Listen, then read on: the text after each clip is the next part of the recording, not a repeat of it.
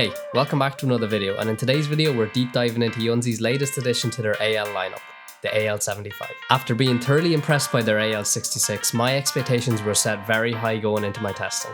Without further ado, let's get into the unboxing. It's a minor detail but worth noting that the outer sleeve of the packaging boasts a clean, premium design, perhaps hinting at what's inside. Once removed, you're left with Yunzii's familiar black box. Upon opening, the first thing you're presented with is the user manual, which details all of the features and shortcuts you'll need to know. Now, let's move on to the accessories before we dive into the main attraction. We'll come back to the board in just a moment. For accessories, you get a box with a USB-A to USB-C cable, a dual keycap and switch puller, some spare switches, and a pack of accent keycaps. Yunzii were kind enough to throw in some extra accessories for their product launch of this keyboard. They sent me a nice blue coiled USB-C cable, along with a small AL75 badge and a squishy artisan keycap. Alright, let's get into some main specs and features before I go over my thoughts. The AL75 comes in at $109.99 on Yunzii.com. The board features a 75% layout with 80 keys. It's got tri-mode connectivity, meaning you can connect via Bluetooth, 2.4 GHz or wired USB-C.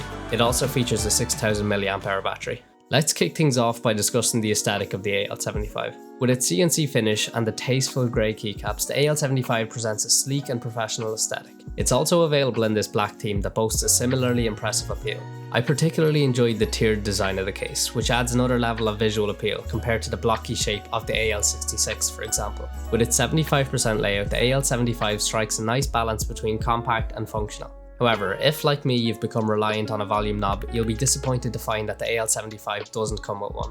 The AL75 is crafted from an exceptionally premium CNC aluminium. In fact, I would go as far as to say that the CNC finish on this keyboard is the best I've ever felt. It's incredibly smooth and feels great to touch, unlike their smaller AL66, which had a very gritty finish that I couldn't bear to touch.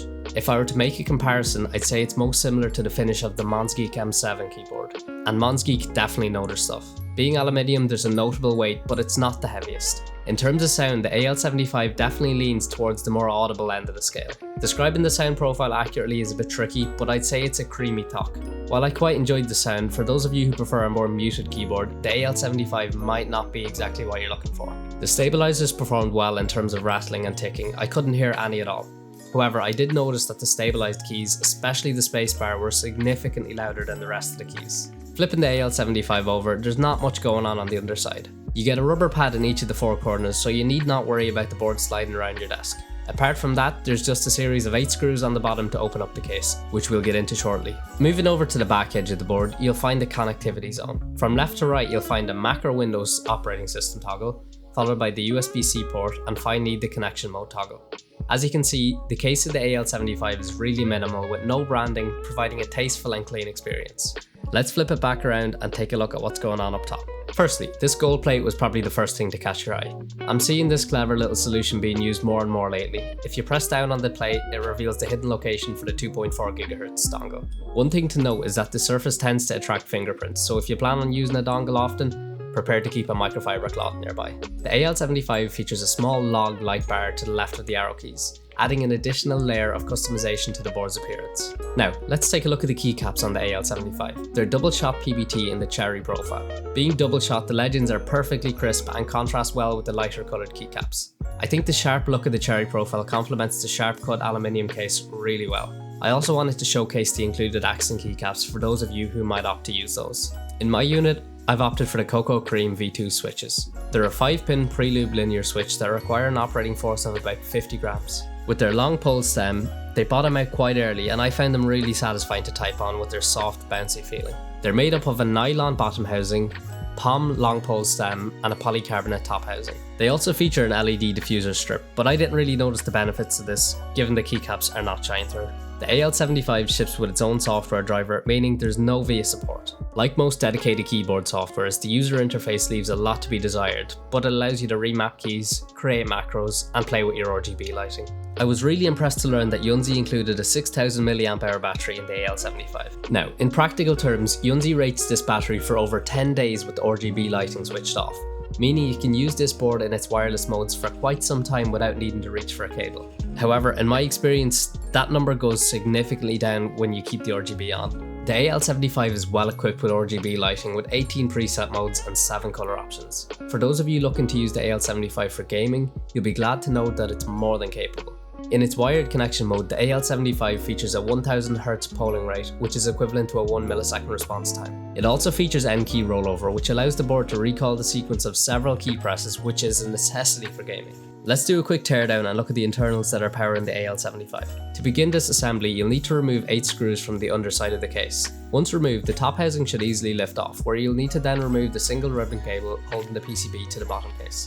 The AL75 features a polycarbonate plate, which definitely contributes to that talky sound profile. The plate features these silicone gaskets and there's plenty of sound dampening layers present. The PCB features 5-pin hot-swappable south-facing sockets. Moving down into the case, you'll find the AL75 actually features 2 separate 3000 mAh batteries, which I find even more impressive because Yunzii could have decided to just throw one in, but they went the extra mile. As always, it's time to play the sound test before I get into my final thoughts and recommendations.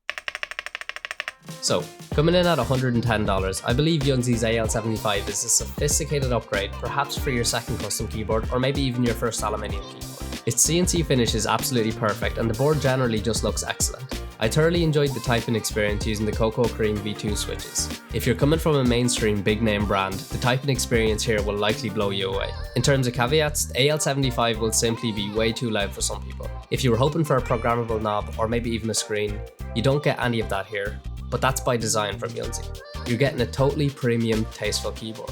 That concludes this review. If you enjoyed it, consider leaving a like and subscribing, as your support is greatly appreciated. A huge thanks to Yunzii for providing the products featured in today's video, but rest assured, my thoughts remain unaffected and unbiased. If you want to check out my review of Yunzii's AL66, check out this video here.